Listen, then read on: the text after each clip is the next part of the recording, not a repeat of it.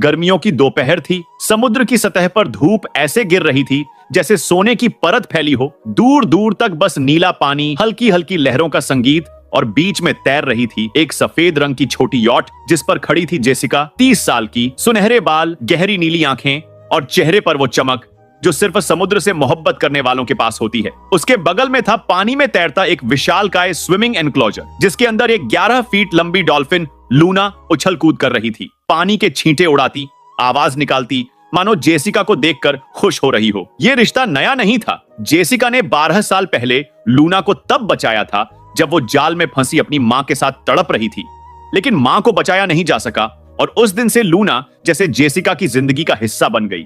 उसका घर, उसका परिवार, उसका सब कुछ। वो दोनों साथ तैरते, खेलते और जेसिका अक्सर कहती कि अगर कभी किसी इंसान से शादी नहीं करेगी तो लूना ही उसका असली पार्टनर होगी।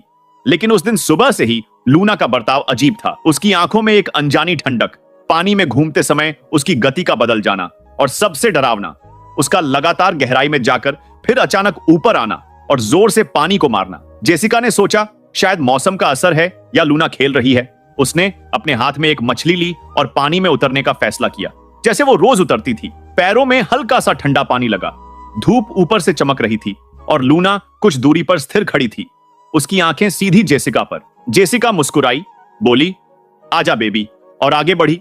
लेकिन जैसे ही वो बीच तक पहुंची, लूना बिजली की तरह उसकी तरफ आई और अपनी मजबूत जबड़ों में उसकी जांघ को पकड़ लिया, इतनी ताकत से कि मांस फटने की आवाज पानी के अंदर गूंज गई। जेसिका ने चीखने की कोशिश की लेकिन मुंह में पानी भर गया। वो हाथों से लूना को धकेलने लगी पर लूना ने अपनी पंखदार पूंछ से उसे और गहराई में धकेल दिया। ऊपर यॉट पर खड़े 3 क्रू मेंबर अचानक चीखने लगे, लेकिन कोई पानी में उतरने की हिम्मत नहीं कर पाया क्योंकि लूना की आंखें अब वैसी नहीं थीं जैसी एक पालतू डॉल्फिन की होती है। वो पूरी तरह शिकारी बन चुकी थी और शिकारी की नजर में शिकार सिर्फ खत्म करने के लिए होता है। जेसिका ने पानी के अंदर अपने पैरों को खींचने की कोशिश की, लेकिन लूना ने एक तेज झटका दिया और उसके शरीर का निचला हिस्सा लगभग अलग कर दिया। खून पानी में फैल गया, चारों तरफ लाल धुंध और ऊपर से गिरती धूप अब खून के रंग से मिलकर एक भयानक सुनहरा लाल मिश्रण बना रही थी। जेसिका की आंखों में डर, दर्द और सवाल था, क्यों? लेकिन लूना ने कोई जवाब नहीं दिया।